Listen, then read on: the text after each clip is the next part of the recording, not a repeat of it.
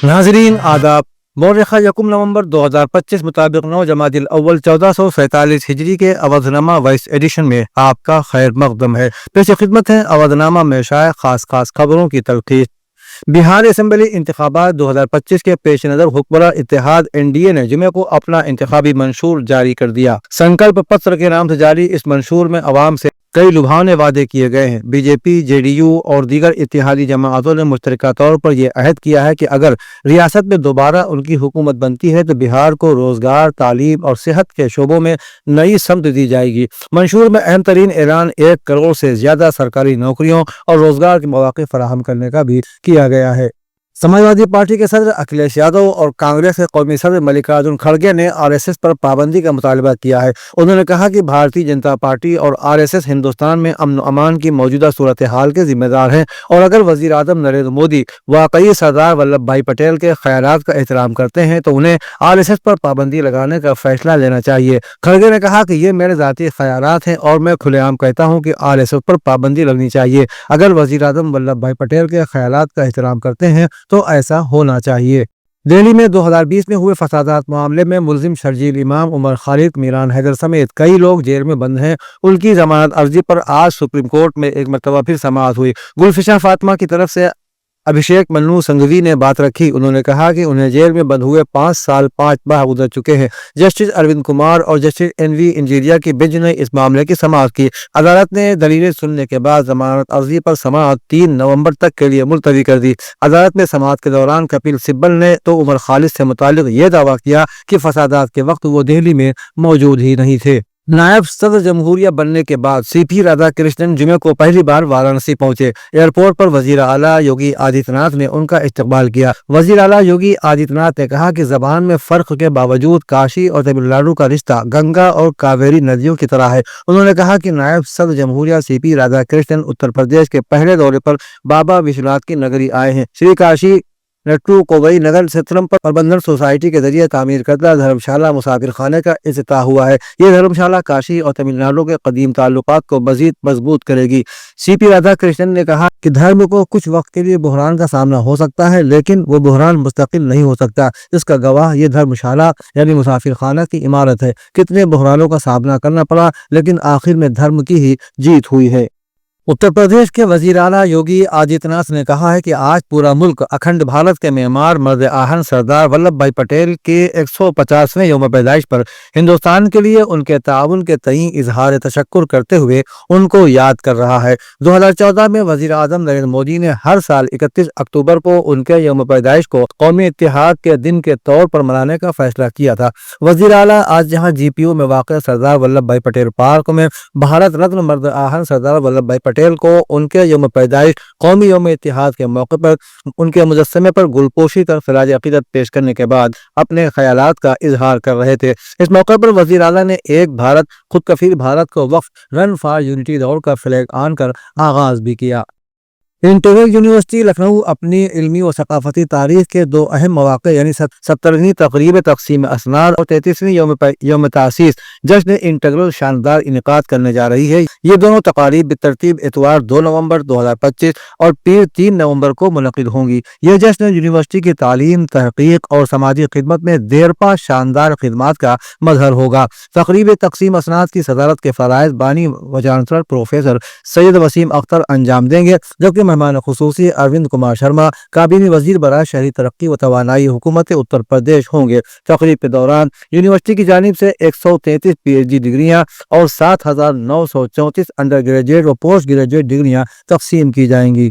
Khwaja Moinuddin Chishti language university में सरदार वल्लभ भाई पटेल जयंती निहायत जोश खरोश और कौमी जज्बे के साथ मनाई गई। उत्तर प्रदेश के गवर्नर और यूनिवर्सिटी के चांसलर आनंदीबेन पटेल की हिदायत के मुताबिक शोबा जोग्राफिया के ज़ेर एहतमाम सरदार पटेल और कौमी यकजहती के उन्वान से एक खुसूसी प्रोग्राम का इनेकाद किया गया, जिसमें सरदार वल्लभ भाई पटेल की कौमी खिदमात और उनकी क़यादत को सराज अक़ीदत पेश किया गया। प्रोग्राम के इख्तिताम पर रन फॉर यूनिटी का इनेकाद किया गया, जिसका आगाज अबुल कलाम आज़ाद एकेडमिक ब्लॉक से हुआ और दौड़ का इख्तिताम यूनिवर्सिटी कैंपस से बाहर वाक़े थैंक यू गेट पर हुआ। ارم ایجوکیشنل سوسائٹی لکھنؤ کے زیر اہتمام قائم ممتاز طبی ادارہ ارم یونانی میڈیکل کالج و اسپتال لکھنؤ میں national commission for Indian system of medicine وزارت آیوش کی ہدایت کے مطابق BUMS سال اول سیشن 2025 کے 9 والد طلباء و طالبات کے لیے ایک 15 روزہ تعارفی اور تربیتی پروگرام کا انعقاد کیا جا رہا ہے۔ یہ پروگرام طلباء کو تعلیمی و ثقافتی ماحول سے روشناس کرانے اور پورے کورس کے رہنما اصولوں سے آگاہ و آشنا کرنے کے مقصد سے ترتیب دیا گیا ہے۔ پروگرام ارم یونانی میڈیکل کالج کے کیمپس میں موجود حکیم اجمل خان سیمینار ہال میں منعقد ہوگا، جس کا افتتاح مورخہ 2 نومبر بروز اتوار عمل میں آئے گا اور یہ سلسلہ 20 نومبر تک جاری رہے گا۔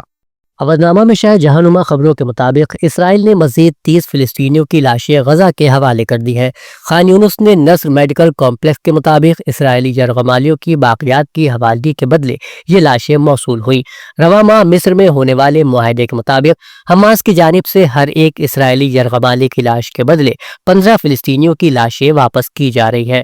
گزشتہ روز حماس نے 2 اسرائیلی یرغمالیوں کی لاشیں واپس کی تھی۔ مجموعی طور پر اب تک 225 فلسطینیوں کی لاشیں غزہ کے حوالے کی جا چکی ہیں۔ اسرائیلی فوج کے مطابق اب بھی 11 اسرائیلیوں کی لاشیں غزہ میں موجود ہیں۔ وہیں یروشلم میں فوجی بھرتی کے خلاف احتجاج کے لیے ریلی کا انعقاد کیا گیا۔ غیر ملکی ذرائع ابلاغ کے مطابق لاکھوں افراد پر مشتمل ریلی کے شرکاء ایک ایسے قانون کا مطالبہ کر رہے تھے جس میں اسرائیل کی لازمی فوجی خدمات سے بچنے کے حق کی ضمانت دی جائے۔ ریلی کے شرکاء میں سیاہ ٹوپیاں پہنے مردوں کے ہجوم نے ترپال کے ٹکڑوں کو آگ لگا دی، جبکہ سینکڑوں پولیس اہلکاروں نے شہر بھر کی کئی سڑکوں کو بند کر دیا۔ مظاہرین نے یروشلم کی طرف جانے والی اہم سڑکوں پر مارچ کیا، جنہوں نے فوجی بھرتی کی مذمت کرنے والے پلے کارڈز اٹھا رکھے تھے۔ روس کی جانب سے یوکرین کے توانائی کے بنیادی ڈھانچے پر بڑے پیمانے پر ڈرون اور میزائل حملوں کی مہم کے تازہ ترین حملے کی وجہ سے جمعرات کو پورے ملک میں بجلی کی بندش اور پابندیاں لگ گئی۔ یوکرینی وزیر اعظم نے ماسکو کے ہتھ کنڈوں کو منظم توانائی کی دہشت گردی قرار دیا۔ حکام کے مطابق سخت سردیوں کے موسم میں یوکرین کے پاور گرڈ پر روس کی طرف سے روزانہ ہونے والے حملوں کے سلسلے میں یہ تازہ ترین واقعہ ہے۔ ان حملوں میں ایک 7 سالہ بچی سمیت 6 افراد ہلاک ہو گئے ہیں۔ 18 زخمیوں میں 2 سے 16 سال کے بچے بھی شامل ہیں۔ یوکرین کے صدر ولادیمیر زیلنسکی نے کہا ہے کہ روس نے حملے میں 650 سے زیادہ ڈرونز اور مختلف اقسام کے 50 سے زیادہ میزائل داغے ہیں۔ ترک وزارت خارجہ نے ایک بیان میں کہا ہے کہ افغانستان اور پاکستان نے 6 نومبر کو استنبول میں امن مذاکرات دوبارہ شروع کرنے اور اس وقت تک جنگ بندی برقرار رکھنے پر اتفاق کیا ہے۔ وزارت نے مزید کہا کہ فریقین نے ایک مانیٹرنگ اور تصدیقی نظام قائم کرنے پر اتفاق کیا ہے جو امن کے قیام کو یقینی بنائے گا اور خلاف ورزی کرنے والے فریق پر جرمانہ عائد کرے گا۔ ترکیہ اور قطر نے بطور ثالث دونوں فریقین کی فعال شراکت پر اظہار تشکر کیا اور دیر پا امن و استحکام کے لیے تعاون جاری رکھنے کے عزم کا اظہار کیا۔ امریکی محکمہ ہوم لینڈ سیکیورٹی یعنی DHS نے ایک نیا عارضی قانون جاری کیا ہے جس کے تحت اب ورک پرمٹ یا ملازمت کا اجازت نامہ EAD خود بخود نہیں بڑھے گا۔ یہ نیا قانون 30 اکتوبر کے بعد جمع کرائی جانے والی تجدیدی درخواستوں پر نافذ ہوگا اور اس کا اطلاق کئی غیر ملکی شہریوں پر ہوگا جن میں H4 ویزا رکھنے والے افراد اور بعض H1B ویزا ہولڈرز کے شوہر یا بیویاں بھی شامل ہیں۔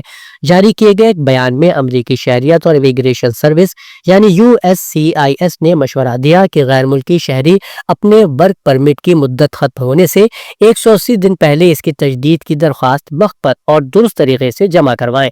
ادارے نے خبردار کیا کہ اگر کوئی غیر ملکی اپنے ورک پرمٹ یعنی EAD کی تجدید میں تاخیر کرے گا تو اس کے لیے روزگار کی اجازت یا متعلقہ دستاویزات میں عارضی رکاوٹ پیدا ہونے کا امکان بڑھ جائے گا۔